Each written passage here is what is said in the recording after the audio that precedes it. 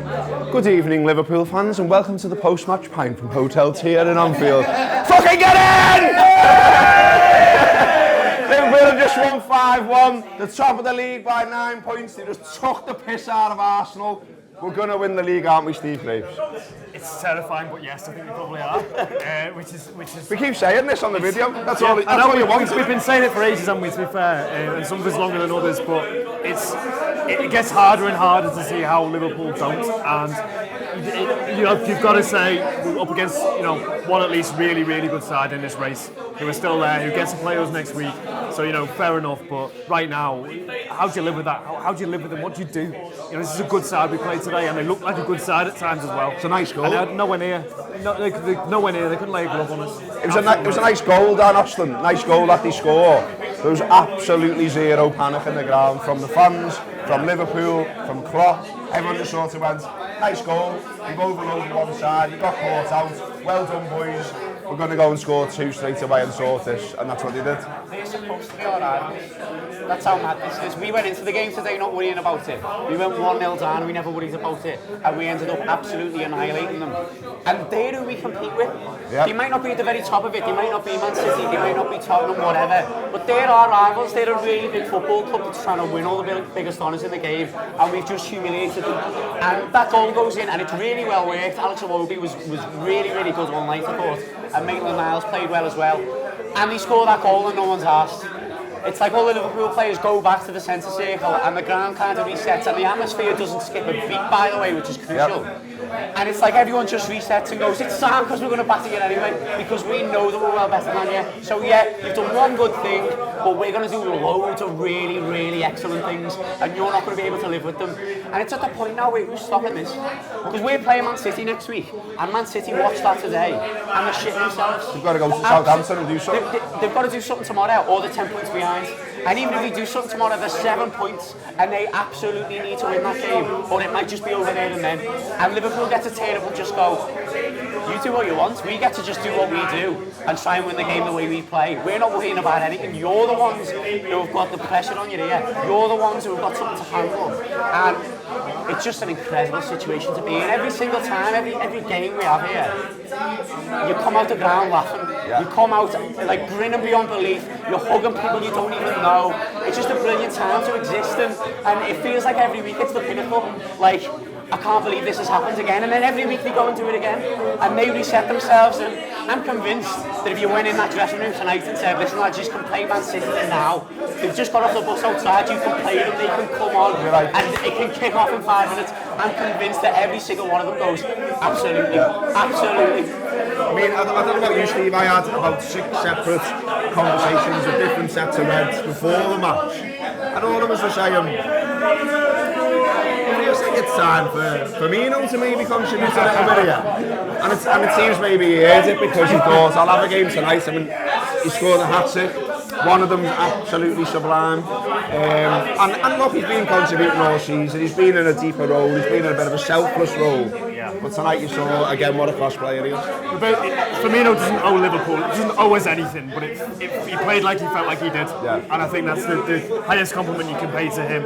He didn't owe us a single thing because he's been really good this season. I think Liverpool have reshaped around him to work out what do we do when he can't influence the game quite as much. Last season we were looking at things we'd improve, and we all went the goalkeeper. And what do you do when Firmino either isn't there or isn't quite at his very best? And that's so Liverpool. It's almost been a project to work around him because he's so important. And then you remember, and I think the thing that you forget sometimes is how little he indulges himself. You see it with the second goal. He's a phenomenally talented footballer. In those kind of, he can beat a man, he can drop his shoulder, and he does it so rarely sometimes because he's doing so many other things. And then you remember that if he was indulged, if he was the centre of a football team that didn't have bigger ambitions than maybe top 4, he'd be talked about as an unbelievably talented player, rather than you sort of damn him with faint praise because of his work rate and his intelligence and all of the other things that he has to bring to live in the company that Liverpool are living in.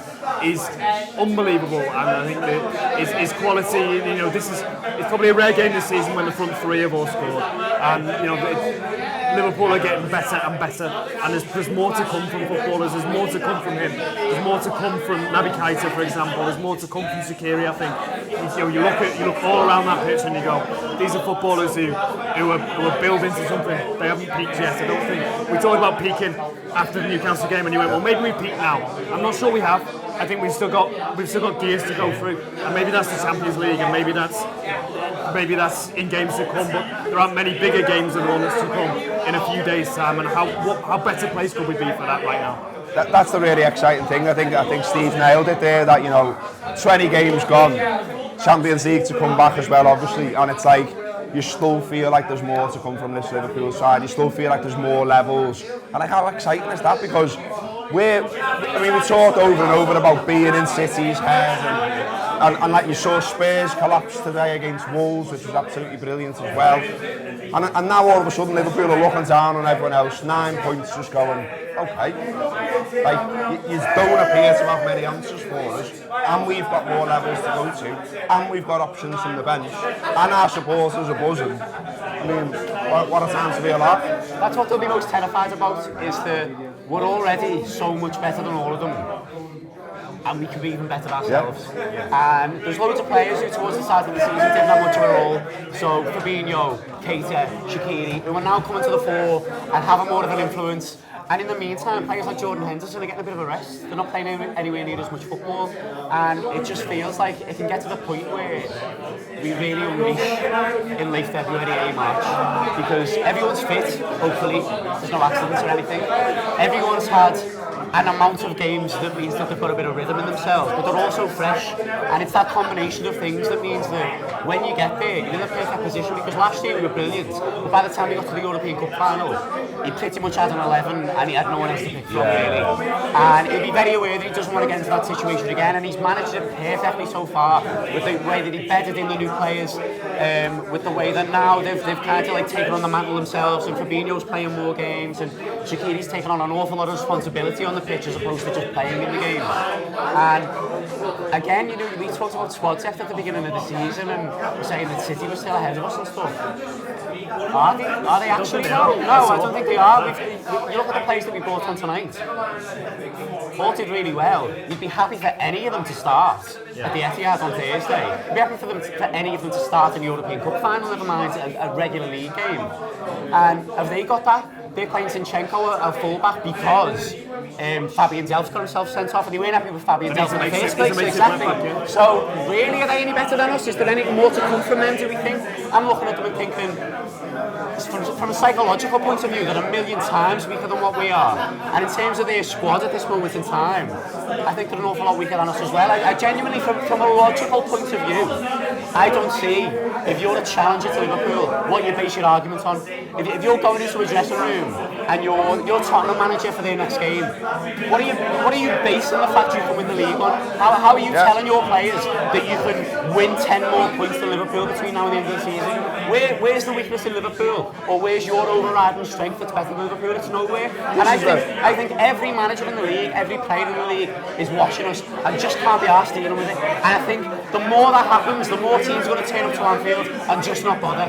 Like Arsenal did tonight, to an extent where at half-time he just brings on a centre-half and he just tries to get through the game, and it's his captain, and he brings on Lacazette, who's a really good player towards the end of the game, and he takes off his biggest attacking threat because he's not interested in trying to score any more goals. He's interested in trying to get out with a 5-1, and that's our rival, as I said before. Our rival's trying to get out with a 5-1. It's an incredible situation to find yourself in. It's almost like this is why we love footy as well, isn't it, Steve? Because we know that all these players are boss, and we know that City have got loads of money, and not so long ago we were all having a little wine saying it's not fair, it's not fair. But it's played by humans though, isn't it? And what we're doing right now by being 9 points clear and waving down to the rest of the league is putting pressure on people. City players are humans, and they're sitting at home right now going, shit, we've got to go to Southampton and perform. And all of a sudden, someone's going to moan because I messed in my phone. It's because I wanted to. Liverpool waited 14 months for a Premier League penalty at Anfield. They've now been given 3 and 4 days. Well, I don't know if that gets into people's heads as well. You know about people are making petitions. Well, everyone's conspiring, the BBC, the FA. Of course they are. Well, that's what used to happen to Manchester United when they won things. Well, when you're really, really good and you get the ball in the box very often, probably are going to start getting penalties, and it's been a bit of an anomaly that we haven't for a while. From in the ground, they both look like penalties today. Don't know. We'll wait and see. But people will have their views on them. But you win games 5, you win games 4. They're not deciding factors in these games. I think you're right. The mental factor, the personalities that are there. These are all people that, and I've said this before on shows and videos. These are all footballers and people that Jurgen Klopp has either brought in or chosen to keep. He rates them all as people, and I think you look around them and you go, you like them all. You think they've all got heart and they've all got fight. They all look like they want to be Liverpool footballers as well. And I think and that's nothing against Man City's players. They've got loads of brilliant ones and loads of ones who've got loads of qualities too. But who could blame them for something getting in their head now to think? And also they've got the Champions League.